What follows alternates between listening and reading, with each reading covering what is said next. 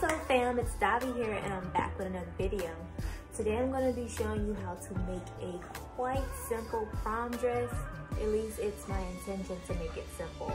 I do not use patterns. I actually use things that you and I will both have laying around our homes, such as a skirt, such as jeans, you know, things that you can actually reference for yourself. Say hi. Hi. Tell them your name. Bye-bye. Bye-bye. Bye-bye. So let's get started. Fabric that I have is something that I use for a older project. I made some dance uniforms this year for a team, and I had so much fabric left over because I had to keep ordering it because I was running out. So now I have a surplus left over. So I'm going to be using this because I'm ready to get it out of my site. And then one of the other key elements that I'm going to be using that I had it behind me is horsehair braid. So I'm going to provide a link also somewhere on the screen. I'll show you what it looks like. I ordered 50 yards from Amazon. It was about $10. You also need a zipper, and that's the main key elements that you're going to need to purchase. If you don't want to buy fabric, if you have really nice bed sheets that you want to use, that's always a great, reasonable, recycled option. So let's get started. So guys, to get started with your very own prom dress, what you're going to need is a skirt. Mine is a pencil skirt and it is stretchy. It is a two-way stretch. It only stretches one way. You're going to need a skirt that's either stretchy, if you're pretty good at keeping your measurements good, or if you're not, I suggest going ahead and getting a non-stretch skirt as your reference, such as a work pencil skirt or a leather pencil skirt. Those typically tend to be non-stretch, so you can have a safer item for your pattern. So you want to go ahead and take your skirt, flip it inside out so you can see the seams better. Once you have it flipped it inside out, you want to fold it in half and make sure you get everything on the sides nice and flat and equal. And that will be your pattern that we're using for this. Here is my skirt that I'm going to be using as a pattern. What you want to go ahead and do is get yourself or whoever you're making this for's waist measurement and their hip measurement. You also want to measure how long their waist to knee is. Depending on how tall they are, it may be different than yours or shorter. So those are 3 measurements you're going to need. Next, grab your fabric. All right, you want to see if your fabric has any stretch in it. This one doesn't stretch this way, but it does stretch this way a little bit. So that's the way I want to place my pattern on my skirt, going along with the stretch. But this fabric is very thin, so I'm going to be doubling up my fabric, but you may not. So I'm going to copy my skirt length exactly from what my reference. So I just lay it on my fabric, and about 1 inch or 2 from where my skirt ends, I just eyeball it and flip my fabric over. And then bring that length out again in the fabric.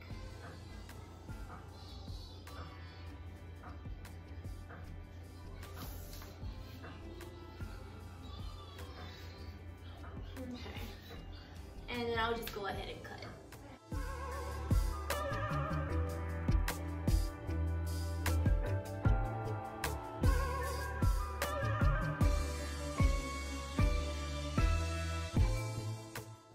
And you at this point would fold it over once and fold it over once more.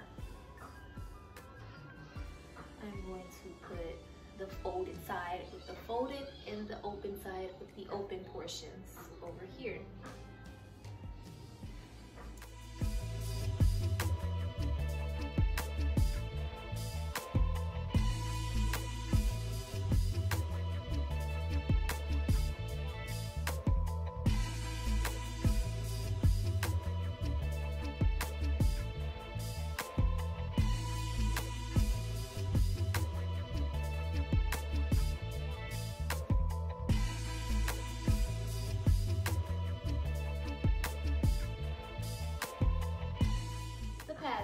for our skirt.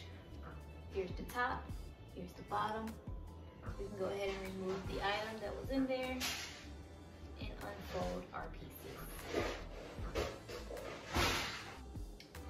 So what we're going to do, because I'm going to leave it just like this, is sew the sides of the skirt, leaving the top and the bottom open.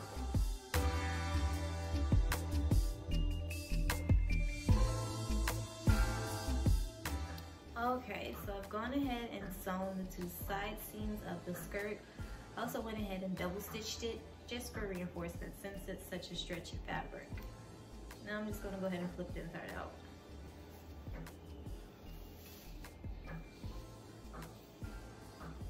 And you'll have like a standard pencil skirt here.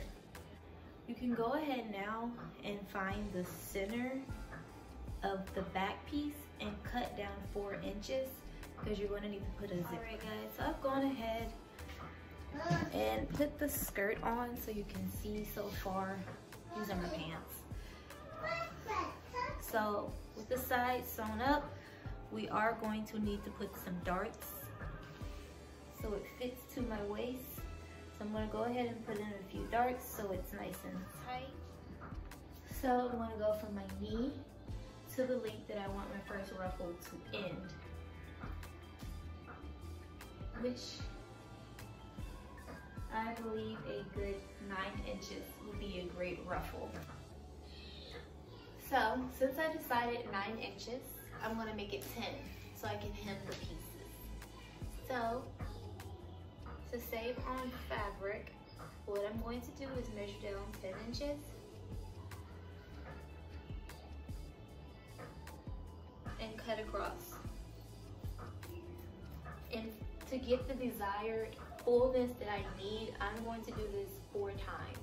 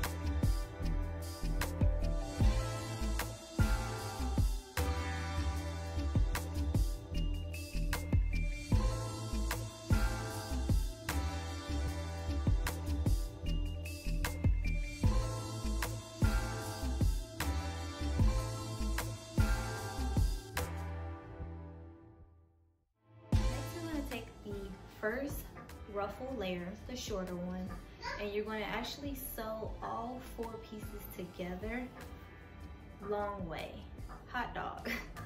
So you can have one long scarf, so to speak. All right guys, so I've gone ahead and sewn the 4 shorter ruffle layer pieces together to make one super long scarf. Next, you're going to need your secret weapon, horsehair braid. I have 2-inch wide horsehair braid that I ordered from Amazon, and I'm now going to attach it to the ruffle. It's not a tutorial. I'm just going to come back and it's going to be done. There's plenty of tutorials on YouTube, guys, to show you how to attach horsehair. All right, guys, I've gone ahead and sewn my horsehair braid all around the bottom of the first ruffle, and I've completely closed the rectangle to make a full circle. Next, I'm actually going to pleat this around the skirt. Alright guys, so here is the first layer on the skirt. It's only pinned because I'm waiting to sew it once I have the second longer layer ready as well. So we're going to repeat the same step. Alright guys, next we're going to weave the second layer tier, which is the longer layer. Kind of like how my pants look is how the second layer is going to look on our dress. So starting at where you ended your client's skirt, which is above the knee for me, you're gonna measure down to the floor. Keep in mind, if your client is gonna wear a heel, please ask them what is their average heel height. So my height is 22 inches. I'm gonna go ahead and make it a good 27. Measurement that I have from my knee to the floor, including the heels, 27 inches.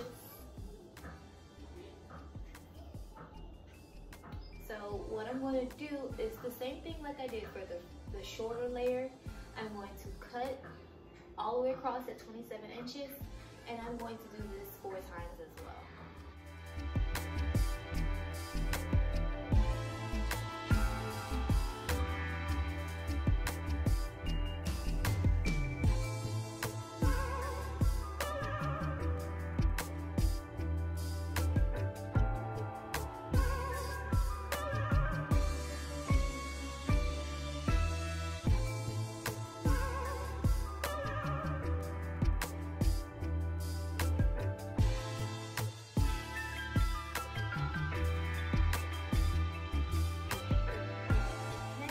Need a waistband, and because again this fabric is thin,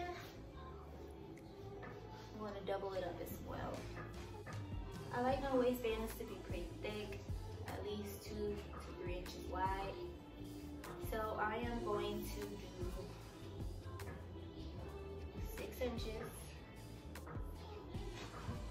and then fold it over again and cut.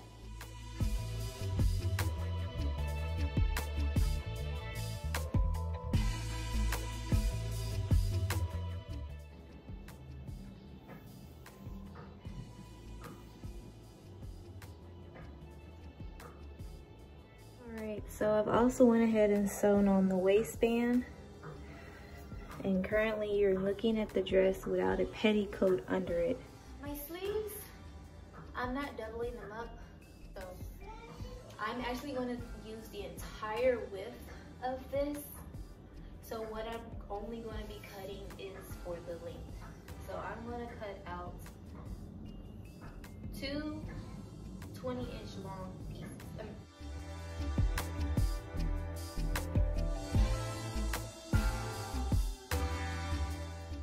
For this next piece, you're going to want to measure your wrist. Mine's at 6 inches. I'm going to add an inch for seam allowance, so a 7-inch piece. And then for the wristband, I do want it to be about 1.5 inches. So I'm going to actually cut out a piece that's 3 inches wide by 7 inches long.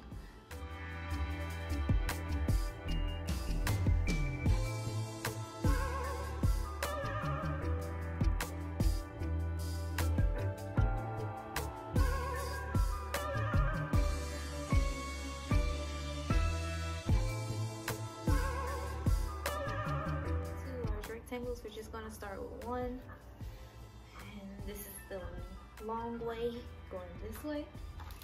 We're also going to take one of the wristband pieces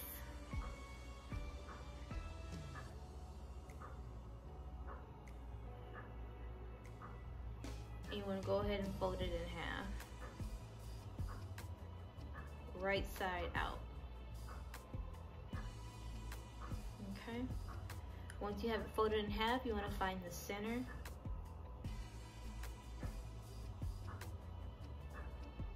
and place a pin there.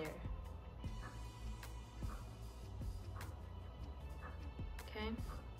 Next, you're going to take the fabric and also find the center. And line that center up with the center of your wristband on the raw edge, not the fold.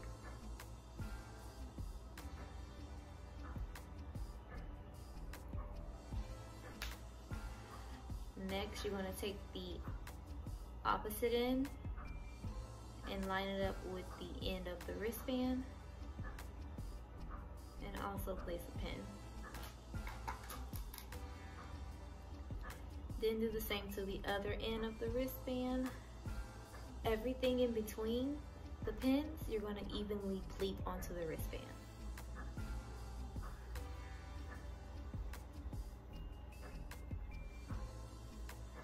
You're going to go ahead and sew it, and once you have it sewn, then you're going to sew down and close the sleeve at that point as well. The top of the sleeve, you're going to want to make a casing so you can put elastic. Here is one sleeve, fully sewn and elastic placed in the casing. Let me tell you about the top. So I want it to be like a sweetheart, nothing too deep, but the beauty of this top is going to be the sleeves. I want massive, big bishop sleeves, as you see. So first thing I need to do is see how long of a piece of fabric I need to start the top. So typically I go a little bit over her bust, then I go to the waistline, and that's 11 inches. I add another inch for seam allowance, so I'm going to cut out a 12-inch long piece. And I'm cutting my pieces on a double because my fabric is thin. But ideally, you want a piece that is at least the length that you measured from the bust to the hip plus seam allowance. So I had 12 inches. I'm giving myself 14 just for seam allowance and just wiggle room for mistakes here. As far as how long I need it, you only need it to be half the bust measurement. So my bust is 32, only need it to be half of that plus seam allowance because we're only working with the front first.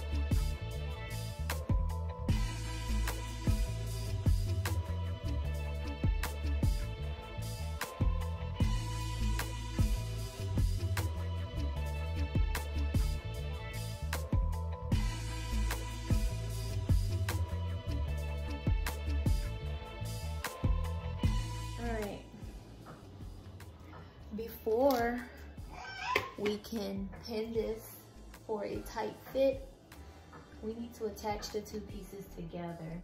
So yeah, when I open it up, this is what we have. Okay. And on the sewing machine, you're gonna pull these apart and put the similar sides together, meaning the side you want shown, the sparkly side, you're gonna face both of them together, line it up perfectly like this again, and you're gonna sew from the top part together, from heart to side, nothing down, nothing here. So the same way that you measured how long of a piece that you need for the front, You're gonna do the same for the back, and as well as how long. I'm just taking a piece, and I can tell once everything's said and done, I'm just lining it up a little bit over.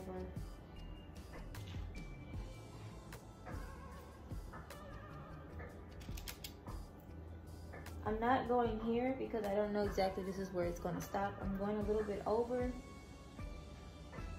because I'd rather have extra. Okay guys, so now I'm going to work on the top.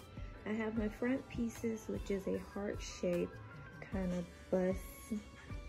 And all I'm going to do is sew these together. I have right sides facing together, and I'm just going to sew the top only. Once that's done, I'm going to bring it back to the mannequin and pin it to the size and fit before attaching the back.